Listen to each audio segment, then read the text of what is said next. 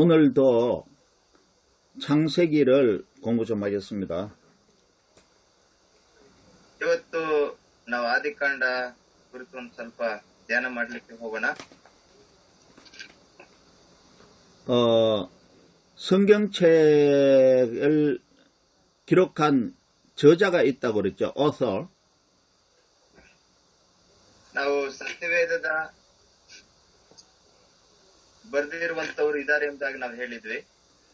그 author, 그 저자는 그 책을 기록할 때 어떤 목적을 가지고 기록을 했을 거예요. ಒಂದೊಂದು ಪುಸ್ತಕವನ್ನ ಕೂಡ ಬರೆಯುವಂತ ಸಂದರ್ಭದಲ್ಲಿ ಗ್ರಂಥಕರ್ತನಿಗೆ ಒಂದು ಆಲೋಚನೆಯನ್ನ ಇಟ್ಟುಕೊಂಡು ಒಂದು ಉದ್ದೇಶಪೂರ್ವಕವಾಗಿ ರಚಿಸುವಂತದನ್ನ ನಾವು ನೋಡ್ತೇವೆ. 그래서 지난 두 번에 걸쳐서 내가 강의를 할 때 그 목적에 대해서 몇 번 이야기한 적이 있어요.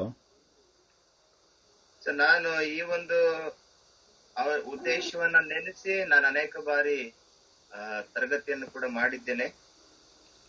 그런데 오늘 한번 정리를 좀 해보겠습니다. ಇವತ್ತು ಒಮ್ಮೆ ಮಾಡಿರುವಂತ ಎಲ್ಲವನ್ನ ನಾವು ಮೆಲುಕು ಹಾಕೋಣ. 창세기의 목적은 몇 가지로 말할 수 있는데요. ಈ ಒಂದು ಆದಿಕಾಂಡ ಪುಸ್ತಕದಲ್ಲಿ ಕೆಲವು ಭಾಗಗಳೊಂದಿಗೆ ವಿಂಗಡಿಸಿರುವಂತದ್ದನ್ನ ಕೂಡ ನಾವು ನೋಡ್ತೇವೆ. 첫째는 하나님이 세상 만물을 창조하셨다라고 말하고 있습니다.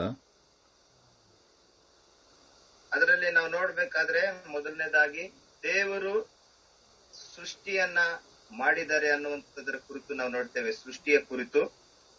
그러니까 세상 만물을 창조하시고 세상 만물을 다스리시는 분이 계신다 그 말입니다. ಈ ಸೃಷ್ಟಿಯನ್ನ ಸೃಷ್ಟಿಸಿದಂತವ್ರು ಒಬ್ಬರಿದ್ದಾರೆ, ಮಾಡಿದಂತವ್ರು ಒಬ್ಬರಿದ್ದಾರೆ ಅನ್ನುವಂಥದ್ದನ್ನ ನಾವು ನೋಡುತ್ತೇವೆ. 이 온 세상의 만물은 창조주가 만드셨다라는 것을 나타내주고 있습니다. ಹಾಗೇನೆ ಈ ಎಲ್ಲವನ್ನ ಮಾಡಿದಂತವ್ರು ಒಬ್ಬರಿದ್ದಾರೆ ಅನ್ನುವಂಥದ್ದನ್ನ ನಾವು ಗುರುತಿಸಬಹುದು. 그러니까 온 세상 만물의 창조주는 하나님이다라고 말하고 있어요. ಇಡೀ ಭೂಮಂಡಲವನ್ನ ಎಲ್ಲವನ್ನ ಸೃಷ್ಟಿಸಿದಂತವರು ದೇವರು ಎಂಬುದಾಗಿ ನಾವು ನೋಡ್ತೇವೆ. 세상 만물을 창조하신 하나님의 존재, 가치 existence, 그 존재를 보여주고 있습니다. ಈ ಸೃಷ್ಟಿಯನ್ನ ನೋಡುವುದರ ಮೂಲಕವಾಗಿ ನಾವು ದೇವರ ಒಂದು ದೇವರು ಸೃಷ್ಟಿ ಮಾಡಿದ್ದಾರೆ ಅನ್ನುವಂಥದ್ದನ್ನ ಗುರುತಿಸಬಹುದು. 하나님이라는 분이 계신다라는 것을 보여주고 있다고요. ಸೃಷ್ಟಿಕರ್ತನು ದೇವರು ಅನ್ನುವಂಥದ್ದು ಇದ್ದಾರೆ ಎಂಬುದಾಗಿ ನಾವು ಸೃಷ್ಟಿಯನ್ನ ನೋಡಿ ಹೇಳಬಹುದು. 그렇기 때문에 그분을 우리가 경배하고 섬겨야 한다는 것을 말해주고 있습니다. ಅದನ್ನ ನೋಡುವುದರ ಮೂಲಕವಾಗಿ ಸೃಷ್ಟಿಕರ್ತನಿದ್ದಾನೆ, ಸೃಷ್ಟಿ ಮಾಡಿದಂತವರು ಇದ್ದಾರೆ ಅನ್ನುವಂಥದ್ದನ್ನ ನಾವು ಹೇಳಬಹುದು. 그분은 유일하신 하나밖에 없는 하나님이시다라고 말해주고 있습니다. ಹಾಗೇನೆ ಅವರಿಂದ ಮಾತ್ರವೇ ನಾವೆಲ್ಲವನ್ನ ಅಥವಾ ಎಲ್ಲವನ್ನ ನೋಡ್ಲಿಕ್ಕೆ ಹೊಂದಲಿಕ್ಕೆ ಸಾಧ್ಯ ಎಂಬುದಾಗಿ ಕೂಡ ನಾವು ನೆನೆಸುವವರಾಗಿರ್ತೇವೆ. 그러니까 어떤 신은 이런 것을 만들고 어떤 신은 저런 것을 만들고 한 것이 아니고 ಯಾರೋ ಒಬ್ರು ಇದನ್ನ ಮಾಡಿರೋರು ಇನ್ನೊಂದನ್ನ ಇನ್ನೊಬ್ರು ಮಾಡಿರೋದು ಆತರ ಏನಿಲ್ಲ. 또 어떤 신은 이런 복을 주고 어떤 신은 저런 복을 준다는 것이 아니고 ಸೊ ಇದನ್ನ ಒಬ್ರು ಮಾಡಿದ್ದಾರೆ, ಇನ್ನೊಂದನ್ನ ಇನ್ನೊಬ್ರು ಮಾಡಿದ್ದಾರೆ ಎಂಬುದಾಗಿ ಹೇಳಲಿಕ್ಕಾಗೋದಿಲ್ಲ. 오직 하나님 한 분만이 그 모든 것을 하시고 계신다라는 것을 말해주고 있어요. ಇಡೀ ಸೃಷ್ಟಿಯನ್ನ ದೇವರೊಬ್ಬನೇ ಮಾಡಿದ್ದಾರೆ ಎಂಬುದಾಗಿ ನಾವು ನೋಡ್ತೇವೆ. 그래서 창조주 하나님 한 분만이 경배를 받고 월십을 받고 그리고 우리가 찬양하고 섬겨야 할 분이라는 것을 말해주고 있는 겁니다. ಹಾಗೇನೆ ಈ ಸೃಷ್ಟಿಯನ್ನ ನೋಡುವುದರ ಮೂಲಕವಾಗಿ ದೇವರೊಬ್ಬರಿದ್ದಾರೆ, ಮತ್ತೆ ಇದರ ಮೂಲಕವಾಗಿ ನಾವು ಸೃಷ್ಟಿಕರ್ತನ ನೆನೆಸ್ತೇವೆ ಅನ್ನುವಂಥದ್ದನ್ನ ನಾವು ನೋಡಬಹುದು. 그런데 하나님이 창조하신 사람이 타락했어요. ಆದ್ರೆ ಸೃಷ್ಟಿಯಲ್ಲಿ ದೇವರು ಸೃಷ್ಟಿ ಮಾಡಿರುವಂತಹ ಸೃಷ್ಟಿ ಅಥವಾ ಜನರು ಮಾಡಿದಂತ ಒಂದು ಕಾರ್ಯ, 그 타락했기 때문에 에덴 동산에서 쫓겨났어요. ದೇವರಿಗೆ ವಿರೋಧವಾಗಿ ಮಾಡಿದಂತಹ ಕಾರ್ಯದಿಂದ ದೇವರಿಗೆ ಅವಿಧೇಯರಾಗಿದ್ದರಿಂದ ಏದೇನ್ ತೋಟದಿಂದ ಹೊರ ಹಾಕಲ್ಪಡ್ತಾರೆ.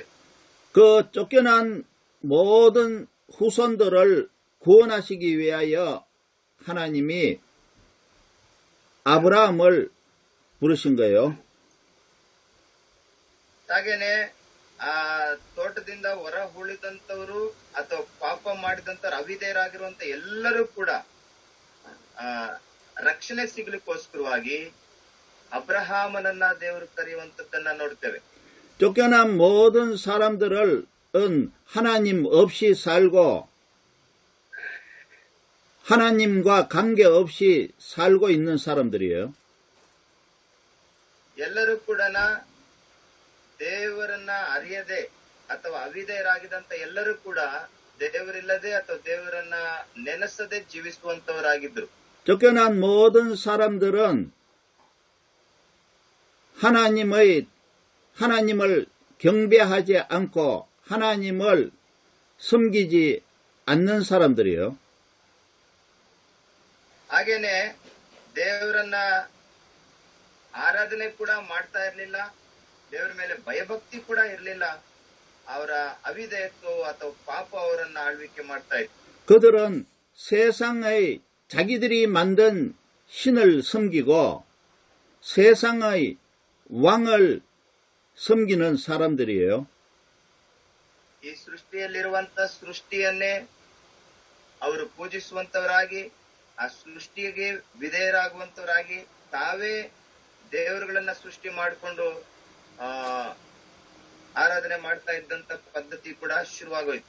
자기들이 만든 신에게 예배를 하고 세상의 왕에게 복종을 하는 사람들이에요. ಅವರದೇ ಆದಂತ ರೀತಿಯಲ್ಲಿ ಅವರೇನೆ ಮಾಡಿಕೊಂಡಿರುವಂತ ದೇವರುಗಳನ್ನ ವಿಧೇಯರಾಗುವುದು ಅಥವಾ ಪ್ರಾರ್ಥಿಸುವುದು, ಪೂಜಿಸುವುದು, ಈ ರೀತಿಯಲ್ಲಿ ಜನ ಪ್ರಾರಂಭ ಮಾಡಿಕೊಂಡ್ರು. 근데 하나님은 하나님을 섬기고 하나님의 뜻을 따라서 사는 사람들을 원하고 계세요. ಆದ್ರೆ ದೇವರ ಉದ್ದೇಶ ನಿಜವಾದ ಸೃಷ್ಟಿಕರ್ತನನ್ನು ಆರಾಧಿಸಬೇಕು, ನಿಜವಾದ ದೇವರಿಗೆ ವಿಧೇಯರಾಗಬೇಕು ಅನ್ನುವಂಥದ್ದು ದೇವರ ಉದ್ದೇಶವಾಗಿತ್ತು. 하나님만을 섬기고 하나님을 왕으로 모시는 나라를 만들기를 원하셨어요. ಹಾಗೇನೆ ದೇವರ ಒಂದು ಉದ್ದೇಶ ರಕ್ಷಿಸಲ್ಪಡುವಂತಹ ಅಥವಾ ಕರೆಯಲ್ಪಟ್ಟಿರುವಂತಹ ಎಲ್ಲರೂ ಕೂಡ ವಿಧೇಯರಾಗಿ ಆರಾಧಿಸುವಂತ ಒಂದು ರಾಜ್ಯವಾಗಿ, ಒಂದು ಜನಾಂಗವಾಗಿ ಆರಿಸಿಕೊಳ್ಳಬೇಕು ಎಂಬುದಾಗಿ ದೇವರು ತೀರ್ಮಾನಿಸಿದರು. 그래서 하나님의 나라를 만들고 하나님만을 섬기는 그 백성을 만들기를 원하셨어요. ಈ ಅವಿಧೇಯತ್ವದ ಜನರಿಂದ ವಿಧೇಯರಾಗುವಂತ ಜನರು, ರಕ್ಷಿಸಲ್ಪಟ್ಟಂತ ಜನರು ದೇವರ ರಾಜ್ಯದಲ್ಲಿ ಸೇರುವಂತವರಾಗಬೇಕೆಂಬುದಾಗಿ ದೇವರ ರಾಜ್ಯವನ್ನು ಸ್ಥಾಪಿಸಿದರು. 그러니까 하나님을 왕으로 모시고 하나님을 따라 살고 하나님을 존중하고 하는 그 나라를 만들고 그 백성을 만들기 위해서 아브라함을 불렀다는 것입니다. ವಿಧೇಯರಾಗಿ ಜೀವಿಸುವಂತ ಜನಾಂಗವನ್ನ, ದೇವರು ಪ್ರೀತಿಸುವಂತಹ ಜನಾಂಗವನ್ನ, ರಕ್ಷಿಸಲ್ಪಟ್ಟಂತಹ ಜನಾಂಗವನ್ನ ಆರಿಸಿಕೊಳ್ಳುವುದಕ್ಕೋಸ್ಕರವಾಗಿ, ದೇವರ ರಾಜ್ಯದಲ್ಲಿ ಸೇರಿಸಲಿಕ್ಕೋಸ್ಕರವಾಗಿ ಅಬ್ರಹಾಮನನ್ನ ದೇವರು ಕರೆಯುತ್ತಾನೆ. 그리고 아브라함과 아브라함의 후손을 통해서 하나님을 모르고 사는 사람들을 불러서 복을 주기 원하셨어요. ಅಬ್ರಹಾಮನ ಮೂಲಕವಾಗಿ ದೇವರು ಯಾರು ಎಂಬುದಾಗಿ ಗೊತ್ತಿಲ್ಲದೆ ಜೀವಿಸ್ತಾ ಇದ್ದಂತ ಹೊರಗಿನ ಎಲ್ಲಾ ಜನರಿಗೂ ಕೂಡ ಆಶೀರ್ವಾದ ಜನರಿಗೆ ಸಿಗಬೇಕು, ರಕ್ಷಣೆ ಜನರಿಗೆ ಸಿಗಬೇಕೆಂಬುದಾಗಿ ಆತನನ್ನು ಆರಿಸಿಕೊಳ್ಳುವಂತದ್ದನ್ನ ನಾವು ನೋಡ್ತೇವೆ. 그러니까 아브라함과 아브라함의 후손인 하나님의 백성들, ಅಬ್ರಾಹ್ಮನಾಗ್ಲಿ ಅಬ್ರಾಹ್ಮನ ಸಂತತಿಯವರ ಮೂಲಕವಾಗಲಿ 이 사람들은 하나님을 왕으로 모실 뿐 아니라 세상에 하나님을 모르고 사는 사람들을 하나님 앞으로 불러 모으는 사명을 가지고 있어요. ಆದ್ರೆ ಇವರು ಕೂಡ ಅಬ್ರಹಾಮನ ಕುಟುಂಬಸ್ಥರು ಕೂಡ ದೇವರು ಯಾರೆಂಬುದಾಗಿ ಅರಿಯದೆ ಜೀವಿಸುತ್ತಿದ್ದಂತವ್ರು. ಆದ್ರೆ ದೇವರನ್ನ ಗುರುತಿಸುವಂತಹ ಒಂದು ಜನಾಂಗವನ್ನಾಗಿ ಆತನ ಮೂಲಕವಾಗಿ ಕಾಣುವಂತದ್ದನ್ನ ಅಬ್ರಹಾಮನ ಮೂಲಕವಾಗಿ ನಾವು ನೋಡ್ತೇವೆ. 하나님을 모르고 살면서 죄 가운데 살고 있는 사람들을 구원하시기 위해서 하나님께서는 아브라함을 불러셨다는 것입니다. ಪಾಪದಲ್ಲೇ ಇರುವಂತ ಜನ, ಪಾಪದಿಂದ ಅವರಿಗೆ ಬಿಡುಗಡೆ ಸಿಗಬೇಕು ಅಥವಾ ರಕ್ಷಣೆ ಸಿಗಬೇಕನ್ನುವಂತ ಉದ್ದೇಶದಿಂದ ದೇವರು ಅಬ್ರಹಾಮನ ಮೂಲಕವಾಗಿ ಅವರೆಲ್ಲರಿಗೂ ಕೂಡ ರಕ್ಷಣೆ ಉಂಟು ಮಾಡಲಿಕ್ಕೆ ಕರೆದಿರುವಂತದ್ದನ್ನ ನಾವು ನೋಡ್ತೇವೆ. 자, 다시 한번 정리해 보겠습니다. ಮತ್ತೊಮ್ಮೆ ನೆನಪು ಮಾಡಿಕೊಳ್ಳೋಣ. 하나님께서는 왜 아브라함을 부르시고 왜 이스라엘을 만드셨느냐? ಯಾಕೆ ಅಬ್ರಹಾಮನನ್ನ ದೇವರು ಆರಿಸ್ಕೊಳ್ತಾರೆ? ಯಾಕೆ ಇಸ್ರಾಯೇಲ್ ಜನಾಂಗವನ್ನ ಮಾಡ್ಲಿಕ್ಕೆ ಅಥವಾ ಇಸ್ರಾಯೇಲ್ ಜನಾಂಗವನ್ನ ಆರಿಸ್ಕೊಳ್ಳಿಕ್ಕೆ ದೇವರು ತೀರ್ಮಾನ ಮಾಡ್ಕೊಳ್ತಾರೆ? 그것의 첫째는 ಮೊದಲನೇದಾಗಿ 창조주 하나님을 섬기고 창조주 하나님을 왕으로 모시고 창조주 하나님의 뜻에 따라 사는 나라를 만드시기를 원했고, ಯಾಕೆ ಅಂದ್ರೆ ಆತನನ್ನ ಆರಿಸಿಕೊಳ್ಳಿಕ್ಕೆ ಕಾರಣ ಏನಂದ್ರೆ ಸೃಷ್ಟಿಯ ಕರ್ತನನ್ನ ಆರಾಧಿಸಬೇಕು, ಸೃಷ್ಟಿಯ ಕರ್ತನನ್ನ ಪ್ರಾರ್ಥಿಸಬೇಕು ಅಥವಾ ದೇವರ ಜನಾಂಗವಾಗಿ ಮಾರ್ಪಡ್ಬೇಕನ್ನುವಂತ ಒಂದು ಉದ್ದೇಶ ದೇವರದಾಗಿತ್ತು. 그러니까 하나님께 예배를 드리고 하나님을 찬양하고 경외하는 그런 나라를 만드시기를 원하셨다는 것입니다. ದೇವರ ಒಂದು ಆಸೆ ದೇವರನ್ನ ಆರಾಧಿಸುವಂತಹ ಜನಾಂಗ ಇರಬೇಕು, ದೇವರನ್ನ ಆರಾಧಿಸುವಂತಹ ರಾಜ್ಯವಾಗಿ ಇರಬೇಕು, ದೇವರ ರಾಜ್ಯದಲ್ಲಿ ರಕ್ಷಿಸಲ್ಪಟ್ಟ ಎಲ್ಲರೂ ಕೂಡ ಸೇರಬೇಕು, ಮತ್ತೆಲ್ಲಾ ಜನರು ರಕ್ಷಿಸಲ್ಪಡಬೇಕನ್ನುವಂಥದ್ದು ಉದ್ದೇಶ. 하나님을 왕으로 생각하는 그런 나라를 만드셨어요. 만드시기를 원하셨어요. ಇನ್ನೊಂದು ರೀತಿಯಲ್ಲಿ ದೇವರೇ ರಾಜನು ಎಂಬುದಾಗಿ ಎಲ್ಲಾ ಜನ ಒಪ್ಪಿಕೊಳ್ಳಬೇಕು, ಆ ರಾಜನನ್ನ ಆರಾಧಿಸುವಂತವರಾಗಿ ಮಾರ್ಪಡ್ಬೇಕನ್ನುವಂಥದ್ದು ಉದ್ದೇಶ. 그게 첫째 이유고, 두 번째는 ಮೊದಲನೇ ರೀಸನ್ ಅನ್ನ ನಾವು ಅದನ್ನ ನೋಡ್ತೇವೆ. 하나님을 떠나서 하나님 뜻대로 살지 않고 자기 마음대로 사는 세상 사람들을 구원하시기 위해서 아브라함을 부르셨어요.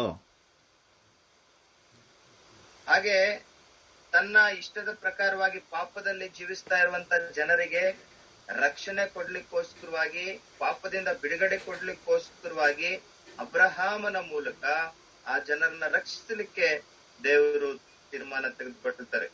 그래서 아브라함을 하나님 나라의 조상으로 선택하신 것입니다. ಹಾಗಾಗಿ ಅಬ್ರಹಾಮನನ್ನ ದೇವರ ರಾಜ್ಯದಲ್ಲಿ ವಿಶೇಷವಾಗಿ ಆರಿಸಿಕೊಳ್ಳುವಂತದನ್ನ ನೋಡ್ತೇವೆ. 그러니까 하나님 나라의 백성은 두 가지를 잘해야 돼요. ದೇವರ ರಾಜ್ಯದಲ್ಲಿ ಸೇರುವಂತ ಮಕ್ಕಳು ಎರಡು ವಿಷಯ ತುಂಬಾ ನೆನ್ಪಿಟ್ಕೋಬೇಕಾಗಿದೆ. 첫째는 하나님을 잘 섬기고 하나님의 말씀대로 잘 살아야 돼요. ವಿಶೇಷವಾಗಿ ಮೊದಲನೇದಾಗಿ ನಾವು ನೋಡ್ತೇವೆ, ಜೀವವುಳ್ಳ ದೇವರನ್ನ ನಾವು ಚೆನ್ನಾಗಿ ಅರ್ಥಕೋಬೇಕು. ಆ ದೇವರನ್ನೇ ರಾಜನೆಂಬುದಾಗಿ ನಂಬಿ ನಾವು ಅವ್ರನ್ನ ಆರಾಧಿಸುವವರಾಗಿರ್ಬೇಕು. 나의 왕은 하나님이다라고 생각을 하며 살아야 된다는 겁니다. ನನ್ನ ರಾಜನು ದೇವರು ಮಾತ್ರವೇ ಎಂಬುದಾಗಿ ನೆನೆಸಬೇಕು. 그리고 두 번째는 ಎರಡನೇದಾಗಿ 하나님을 모르는 세상 사람들을 하나님 앞으로 인도하는 일을 잘해야 돼요. ಮತ್ತೆ ಎರಡನೇದಾಗಿ ದೇವರ ರಾಜ್ಯದ ಕುರಿತು ಗೊತ್ತಿಲ್ಲದೆ ಇರುವಂತವರನ್ನ ದೇವರ ಕಡೆಗೆ ನಡೆಸುವಂತದ್ದು ಕೂಡ ಗುರಿ ಇಟ್ಕೊಂಡಿರಬೇಕು. 내가 지난 두 번에 걸쳐서 강조한 것은 하나님을 모르는 사람들을 하나님께로 인도하는 그 일에 대해서 주로 설명을 했는데, ನಾನು ಕಳೆದ ಬಾರಿ ಕೂಡ ಈ ದೇವರಿಂದ ಬಿಟ್ಟು ದೂರ ಹೋಗಿರುವಂತವರು ರಕ್ಷಣೆ ಮಾರ್ಗದಲ್ಲಿ ನಡೆಸಬೇಕು, ಅದು ಕೂಡ ಮುಖ್ಯವಾಗಿದೆ ಎಂಬುದಾಗಿ ನಾನು ಆಲ್ರೆಡಿ ಟೀಚ್ ಮಾಡಿದ್ದೇನೆ. 근데 거기에다가 하나님을 왕으로 모시고 하나님을 잘 섬기고 하나님의 말씀을 따라 사는 그런 사람들이 하나님의 백성들이라는 겁니다. ಮತ್ತೆ ವಿಶೇಷವಾಗಿ ಅಂತ ದೇವರಿಂದ ದೂರ ಹೋಗಿರುವಂತ ಅಥವಾ ಪಾಪದಲ್ಲಿರುವಂತ ಜನರನ್ನ ನಾವು ರಕ್ಷಣೆ ಮಾರ್ಗದಲ್ಲಿ ನಡೆಸುವಂತದ್ದು ಮುಖ್ಯವಾಗಿದೆ. ದೇವರೊಬ್ಬನೇ ರಾಜನೆಂಬುದಾಗಿ ಅರಿತುಕೊಳ್ಳುವಂತಹ ರೀತಿಯಲ್ಲಿ ನಾವು ಅನೇಕರಿಗೆ ನಶಿಸಿ ಹೋಗುತ್ತಿರುವಂತವ್ರಿಗೂ ಕೂಡ ಮಾದರಿಯಾಗಿ ಮಾರ್ಗದರ್ಶನವಾಗಿರಬೇಕು. 하나님은 그런 사람들을 하나님의 나라로 만들어서 행복한 하나님의 나라를 만드시기를 원했다는 것입니다. ಅಂತ ಎಲ್ಲರಿಗೂ ಕೂಡ ನಶಿಸಿ ಹೋಗುತ್ತಿರುವಂತ ಎಲ್ಲರಿಗೂ ಕೂಡ ನಾಶವಾಗುವಂತವರು ಕೂಡ ದೇವರ ರಾಜ್ಯದಲ್ಲಿ ಸೇರ್ಬೇಕನ್ನುವಂತ ಒಂದು ಉದ್ದೇಶದೊಟ್ಟಿಗೆ ನಾವು ಸೇವೆ ಮಾಡಬೇಕು. 그래서 창세기는 10개의 어카운트가 있다고 지난번에 설명했죠. ಒಂದು ಕಳೆದ ಬಾರಿ ಲಾಸ್ಟ್ ಕ್ಲಾಸ್ ಅಲ್ಲಿ ನಾನೊಂದು 10 ಕುಟುಂಬಗಳ ಕುರಿತು ಕೂಡ ಚರಿತ್ರೆಯ ಕುರಿತು ನಾನು ತಿಳಿಯಪಡಿಸಿದ್ದೆ. 그것이 하나님의 나라를 만들어가는 그 과정이었습니다. ಅಲ್ಲಿ ದೇವರ ಒಂದು ರಾಜ್ಯದ ಕುರಿತು ಸಿದ್ಧಪಡಿಸುವಂತ ಒಂದು ಚರಿತ್ರೆಯ ಕುರಿತು ಕೂಡ ತಿಳಿಸಿದ್ವಿ. 그리고 하나님의 나라를 만들기 위해서 아브라함을 하나님께서 불러셨죠. ದೇವರ ರಾಜ್ಯವನ್ನ ಸ್ಥಾಪಿಸಲಿಕ್ಕೋಸ್ಕರವಾಗಿ ದೇವರ ಅಬ್ರಹಾಮನನ್ನ ಕರೆದಿದ್ದಾನೆ. 하나님의 나라에 백성을 만들기 위해서 이제 아브라함의 후손을 주셨죠. 포스티어리티. ಅಲ್ಲಿ ಅಬ್ರಹಾಮನ ಮೂಲಕವಾಗಿ ಒಂದು ಹೊಸ ಜನಾಂಗ ಉಂಟಾಗುವಂತದನ್ನ ಕೂಡ ನಾವು ನೋಡ್ತೇವೆ. 아브라함 포스티어리티는 다음과 같다고 했습니다. ಸೊ ತದನಂತರ ಇನ್ನು ಅನೇಕ ವಿಷಯಗಳನ್ನ ಅಬ್ರಹಾಮನ ಕುರಿತು ತಿಳಿಸ್ತೇನೆ ಎಂಬುದಾಗಿ ಕೂಡ ಹೇಳಿದ್ದೆ. 아브라함의 아들은 이삭이고 ಅಬ್ರಹಾಮನ ಮಗ ಇಸಾಕನು, 이삭의 아들은 야곱이고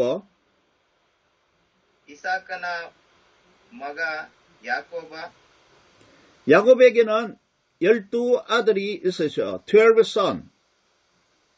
야ಕೋಬನಿಗೆ 12 ಜನ ಮಕ್ಕಳು. 그래서 그 12아들을 애굽에서 살게 하신 것입니다. ಇವರು ಐಗುಪ್ತ ದೇಶದಲ್ಲಿ ವಾಸ ಮಾಡಲಿಕ್ಕೆ ಪ್ರಾರಂಭ ಮಾಡಿದ್ರಿಂದ ಕೂಡ ಹೇಳಿದ್ದೆ. 애굽에서 430년 동안 살면서 많은 사람들로 만들었어요. ಈ 12 ಜನದಲ್ಲಿ ಐಗುಪ್ತ ದೇಶದಲ್ಲಿ ಜೀವಿಸಿ 430 ಇಯರ್ಸ್ ಅಲ್ಲಿ ಒಂದು ದೊಡ್ಡ ಜನಾಂಗವಾಗಿ ಮಾರ್ಪಟ್ಟಿರುವಂತದ್ದನ್ನ ನೋಡ್ತೇವೆ. 그래서 하나님은 백성을 다 만드시고 광야로 애굽을 탈출하게 만드신 것입니다. ಈ ರೀತಿಯಲ್ಲಿ ಒಂದು ದೊಡ್ಡ ಜನಾಂಗವನ್ನ ನಾವು ಕಾಣುವವರಾಗಿದ್ದೇವೆ. 왜 하나님께서 광야로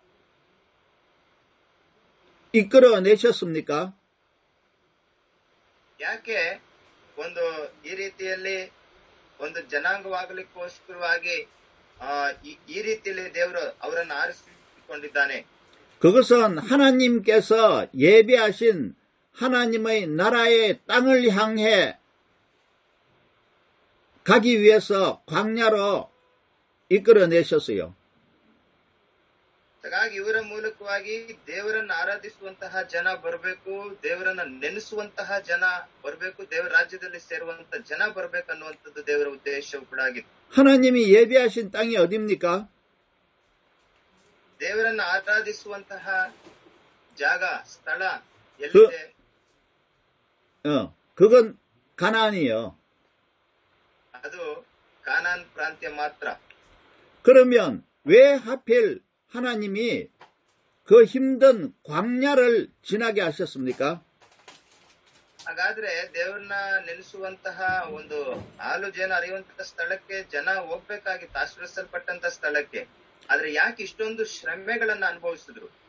그것은 하나님을 잘 섬기는 하나님의 백성을 만들기 위해서 훈련하기 위해 광야를 통과하게 하셨습니다.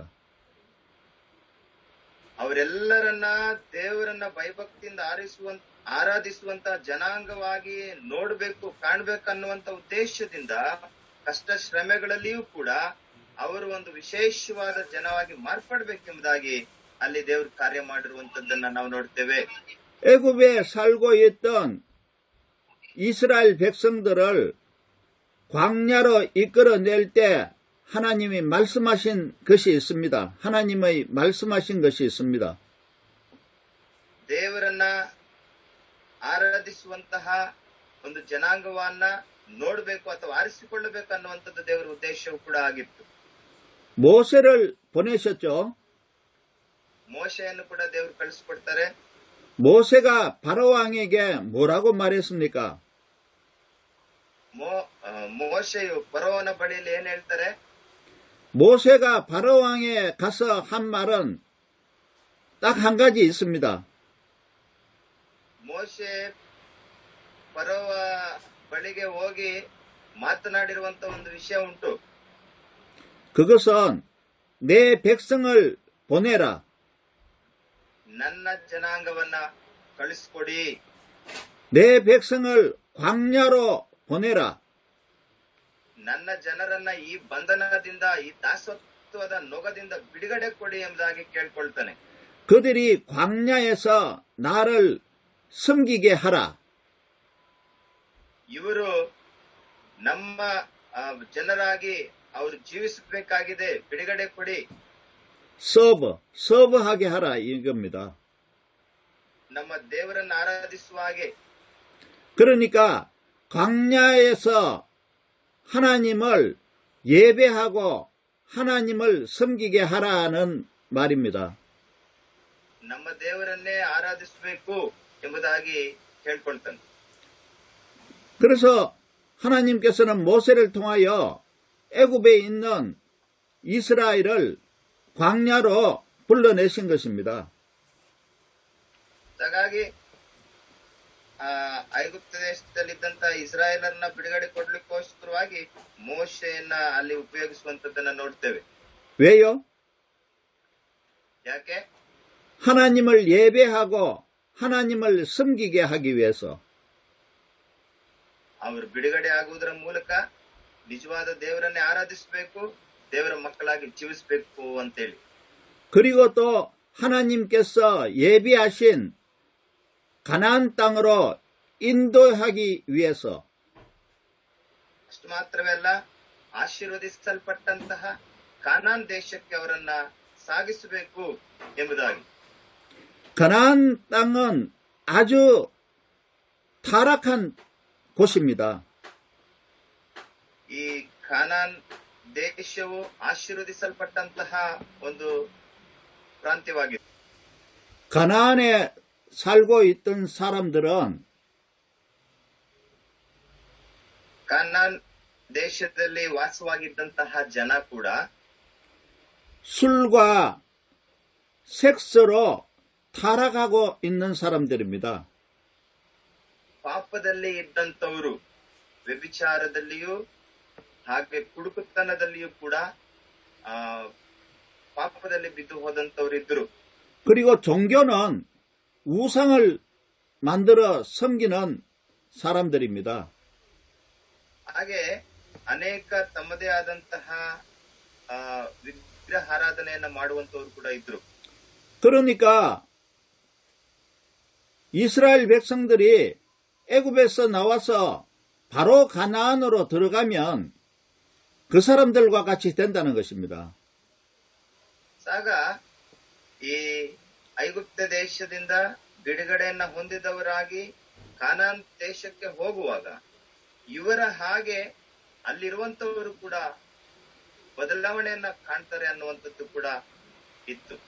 그래서 하나님의 백성으로 훈련을 시켜서 가나안 땅에 들어보내려고 광야를 40년 동안 통과하게 하셨습니다. 이제 창세기로 다시 돌아가서 ಆದಿಕಾಂಡದಲ್ಲಿ ಹೋಗುವಾಗ 창세기에서 나타내고 있는 내용은 또 그리스도를 나타내고 있습니다.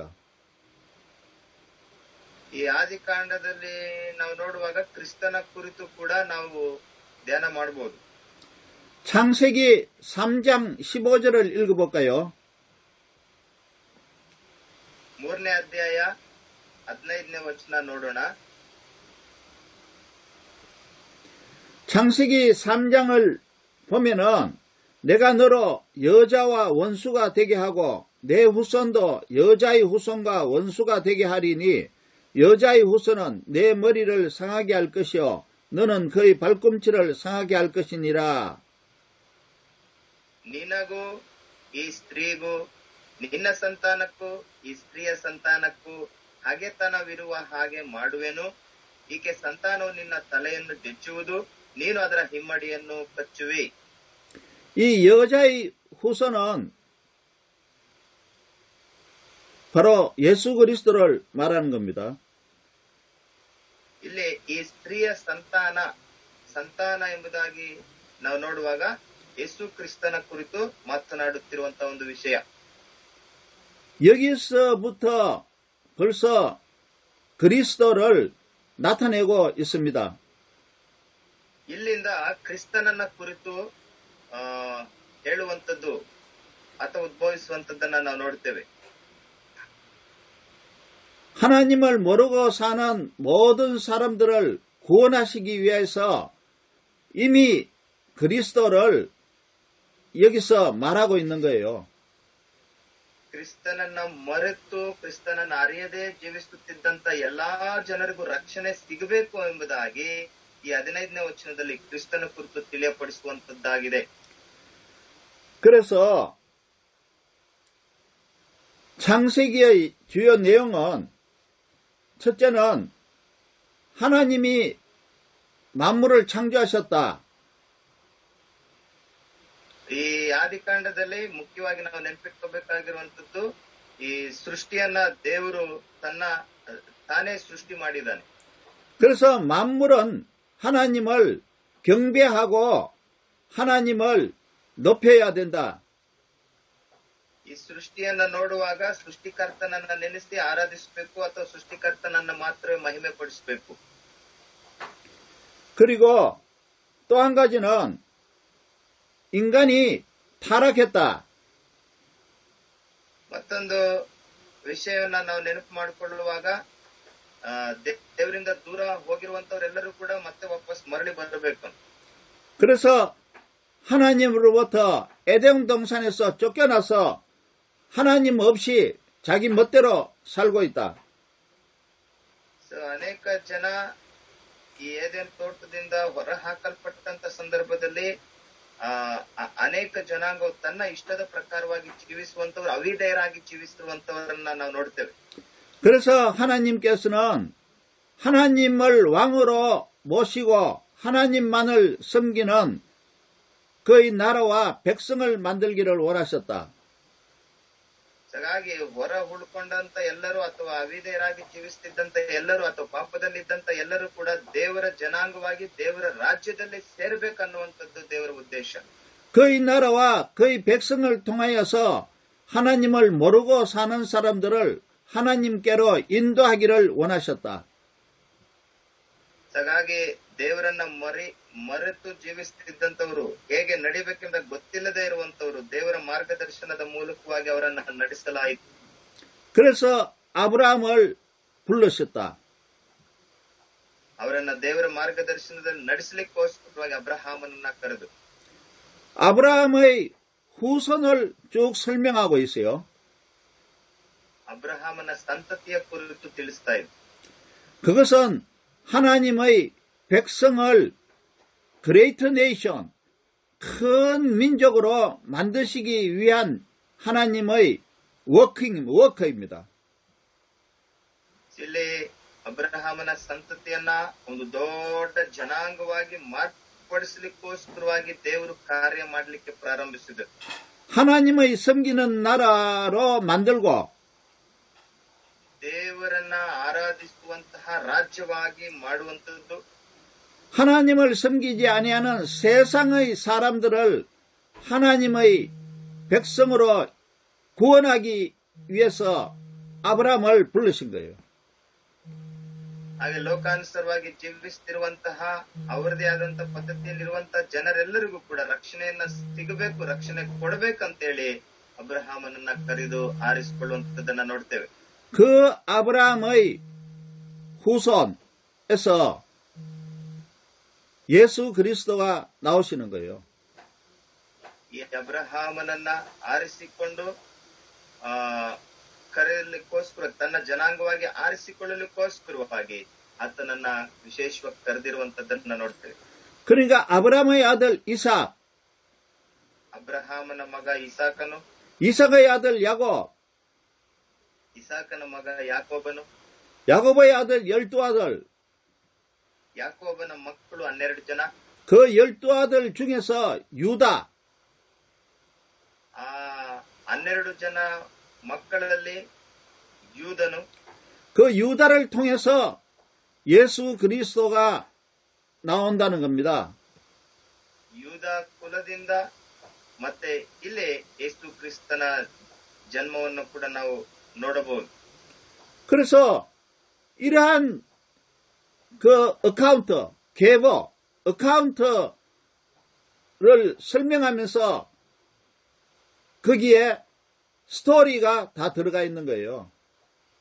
ಈ ರೀತಿಯಲ್ಲಿ ಒಂದು ಚರಿತ್ರೆಯನ್ನ ನಾವು ನೋಡುತ್ತೇವೆ. ಆ ಚರಿತ್ರೆಯಲ್ಲಿ ಇದೆಲ್ಲವೂ ಕೂಡ ಅಡಗಿದೆ. 그래서 오늘은 시간이 좀 많이 지났기 때문에 여기까지만 하겠습니다. ಇವತ್ತು ಸಮಯ ಈಗಾಗಲೇ ಜಾಸ್ತಿ ಆಗಿರೋದ್ರಿಂದ ನಾವು ಇಲ್ಲಿಯ ತನಕ ನಾವು ಇಲ್ಲಿ ಮುಕ್ತಾಯ ಮಾಡಲಿಕ್ಕೆ ಹೋಗ್ತೀವಿ. 다음 주에는 창세기에서 나타내고 있는 그리스도에 대해서 좀 자세히 보겠습니다. 설명하겠습니다. So next class next week ಅಲ್ಲಿ ನಾವು ಜೆನೆಸಿಸ್ ಅಲ್ಲಿ ಕ್ರಿಸ್ತನ ಕುರಿತು ಬರೆಯಲ್ಪಟ್ಟಿರುವಂತಹ ಮತ್ತಷ್ಟು ವಿಷಯಗಳನ್ನ ನಾನು ವಿವರಿಸಲಿಕ್ಕೆ ಹೋಗ್ತೇನೆ. 예. 그러면 창세기 내용에 대해서 여러분 이제 내용을 이해하겠죠? ಆದಿಕಾಂಡದ ಕುರಿತು ಏನಾದ್ರೂ ಅರ್ಥ ಆಗ್ತಾ ಇದೆಯಾ ನಿಮಗೆ? 제가 3번에 걸쳐서 지금 거의 비슷한 말을 하고 있어요. ನೀವು ಸಂಪೂರ್ಣವಾಗಿ ಕಲಿಬೇಕಂತೇಳಿ ಸುಮಾರು 3-4 ಬಾರಿ ನಾನು ಇದನ್ನೇ ಆದಿಕಾಂಡದ ಕುರಿತೇ ತಿಳಿಸ್ತಾ ಇದ್ದೇನೆ. 최소한 창세기가 이런 책이구나라는 정도는 알게 됐을 것입니다. ಯಾಕಂದ್ರೆ ನೀವೆಲ್ಲರೂ ಕೂಡ ಸ್ಪಷ್ಟವಾಗಿ ಆದಿಕಾಂಡ ಅಂದ ಕೂಡಲೇ ಆದಿಕಾಂಡ ಅಂದ್ರೆ ಈ ರೀತಿಯಲ್ಲ ಎಂಬುದಾಗಿ ನಿಮ್ಗೆ ಗೊತ್ತಾಗ್ಬಿಡ್ಬೇಕು ಅಂತೇಳಿ. 그래서 창세기를 이런 이제 관점에서 읽어보시기 바랍니다. ಬರೋದಕ್ಕಿಂತ ಮುಂಚೆ ಮತ್ತಷ್ಟು ಓದ್ಕೊಂಡು ಬರಬೇಕು ನೀವೆಲ್ಲರೂ. 하나님의 말씀은 펼쳐서 읽을 때 은혜와 능력이 나타난다고 그랬죠. ಆ ವಾಕ್ಯಗಳನ್ನ ನೀವು ಓದುವಾಗಲೇ ದೇವರ ಒಂದು ಕೃಪೆ, ದೇವರ ಒಂದು ಆಶೀರ್ವಾದವನ್ನ ಕೂಡ ಹೊಂದ್ಕೊಳ್ತೀರಿ ಎಂಬುದಾಗಿ ನೀವು ನೆನಪಿಡಬೇಕು. 그 말씀을 통해서 나의 문제가 해결이 되고 ಆ ವಾಕ್ಯಾನುಸಾರವಾಗಿ ವಾಕ್ಯಗಳ ಮೂಲಕವಾಗಿ ನಮ್ಮ ಸಮಸ್ಯೆಗಳನ್ನು ಕೂಡ ದೇವರ ಬಳಿಯಲ್ಲಿ ಹೇಳ್ಕೋಬಹುದು. 그 말씀을 통해서 나의 기도가 응답받아지게 되고 ಆ ವಾಕ್ಯಾನುಸಾರವಾಗಿ ನಮ್ಮ ಪ್ರಾರ್ಥನಾ ಜೀವಿತ ಕೂಡ ಇನ್ನೂ ಹೆಚ್ಚಿನ ರೀತಿಯಲ್ಲಿ ನಾವು ಬೆಳೆಸಬಹುದು. 그 말씀을 통해서 해답을 얻게 된다는 겁니다. ಆಧ್ಯಾತ್ಮಿಕವಾಗಿ ಆ ವಾಕ್ಯಗಳು ಓದುವ ಮೂಲಕ ಆತ್ಮಿಕವಾಗಿ ಕೂಡ ಇನ್ನೂ ಹೆಚ್ಚಾಗಿ ನಾವು ಬಲ ಹೊಂದಬಹುದು, ಬೆಳಿಬಹುದು. 그래서 나는 창세기에 있는 내용이 어떠한 내용을 담고 있다, 어떠한 내용이다라고 설명을 했지만은 ನಾನು ಆದಿಕಾಂಡದಲ್ಲಿರುವಂತ ವಿಷಯಗಳು, ಅಂಶಗಳು, ಮುಖ್ಯಾಂಶಗಳು ಕೆಲವು ವಿವರಿಸಿದ್ದರೂ ಕೂಡ 그러나 여러분은 그 창세기를 읽으면서 하나님의 큰 은혜를 경험하기를 바랍니다. ನೀವು ಅದನ್ನ ವೈಯಕ್ತಿಕವಾಗಿ ಧ್ಯಾನ ಮಾಡುವಾಗ, ಆದಿಕಾಂಡ ಪುಸ್ತಕವನ್ನು ಓದಿಕೊಳ್ಳುವಾಗ ಆ ವಾಕ್ಯಗಳ ಮೂಲಕ ದೇವರು ನಿಮ್ಮನ್ನ ಆಶೀರ್ವಾದ ಮಾಡ್ತಾರೆ. ಹಾಗಾಗಿ ನೀವು ಓದಿ. 창세기를 읽으면서 나에게 주시는 하나님의 음성을 듣기를 바랍니다. ನಾನು ಈ ಒಂದು ಆದಿಕಾಂಡ ಪುಸ್ತಕವನ್ನ ಓದುವಾಗ ನನ್ನಲ್ಲೇ ಒಂದು ಮಾರ್ಕ್, ಒಂದು ಬದಲಾವಣೆಯನ್ನ, ಒಂದು ಅನೇಕ ವಿಷಯಗಳನ್ನ ಕಲೀಲಿಕ್ಕೆ ಕೃಪೆ ತೋರ್ತಾರೆ ಎಂಬುದಾಗಿ ನಾವು ವೈಯಕ್ತಿಕವಾಗಿ ಸ್ವೀಕರಿಸಬೇಕು. 그래서 다음 시간까지 창세기를 다 읽어보세요. ನೆಕ್ಸ್ಟ್ ಕ್ಲಾಸ್ ತನಕ ನೀವು ಆದಿಕಾಂಡ ಪೂರ್ಣವಾಗಿ ಓದ್ಕೊಂಡು ಬನ್ನಿ. 내가 설명한 그런 관점을 기억하면서 읽어보세요. ನಾನು ಹೇಳಿರುವಂತ ಎಲ್ಲ ಅಂಶಗಳು ನಿಮಗೆ ಓದುವಾಗ ಎಲ್ಲೆಲ್ಲಿ ನೆನಪಿಗೆ ಬರ್ತಾವೋ ಆ ಸಮಯದಲ್ಲಿ ಕೂಡ ಅದನ್ನ ಹಾಗೆ ಓದ್ಕೊಂಡು ಹೋಗಿ. 우리가 하나님을 왕으로 섬길 거냐, 아니면은 나를 왕으로 섬기고 세상의 왕을 왕으로 섬길 것이냐 하는 것을 생각해 봐야 돼요. ನೀವು ಆಲೋಚನೆ ಮಾಡಿ, ಲೋಕದಲ್ಲಿರುವಂತ ಸೃಷ್ಟಿಯನ್ನ ನಾವು ರಾಜನಾಗಿ ಸ್ವೀಕರಿಸ್ಕೋಬೇಕಾ, ಅಥವಾ ಲೋಕದಲ್ಲಿರುವಂತ ಜನರನ್ನ ನಾವು ರಾಜನಾಗಿ ಸ್ವೀಕರಿಸಬೇಕಾ, ಅಥವಾ ದೇವರನ್ನ, ನಿಜವಾದ ದೇವರನ್ನ ನಾವು ರಾಜನಾಗಿ ಸ್ವೀಕರಿಸಬೇಕಾ, ಯಾವ ರೀತಿಯಲ್ಲಿ ಎಂಬುದಾಗಿ ಆಲೋಚನೆ ಇಟ್ಕೊಂಡು ನೀವು ಓದ್ಕೊಂಡು ಹೋಗಿ. 내가 왕이 아니고 세상의 왕이 나의 왕이 아니라는 것을 인정해야 돼요. ನಾವು ನೆನಪಿಡಬೇಕಾಗಿರುವಂತದ್ದು, ಲೋಕಾನುಸಾರವಾಗಿರುವಂತಹ ಲೋಕವು ನನಗೆ ರಾಜನಲ್ಲ, ಸೃಷ್ಟಿಕರ್ತನಾಗಿರುವಂತ ದೇವರು ಮಾತ್ರವೇ ನನ್ನ ರಾಜನು ಎಂಬುದಾಗಿ ಓದಬೇಕು. True King은 하나님입니다. ನಿಜವಾದ ಅರಸನು, ರಾಜನು ದೇವರು ಮಾತ್ರವೇ. 세상의 왕들도 하나님께서 사용하시는 사람들이에요.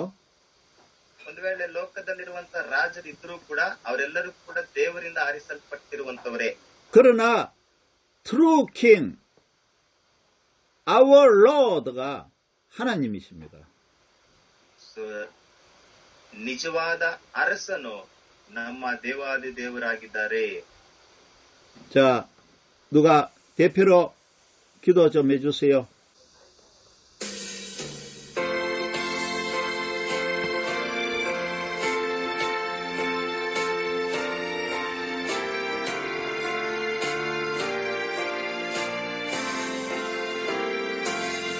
주의 확신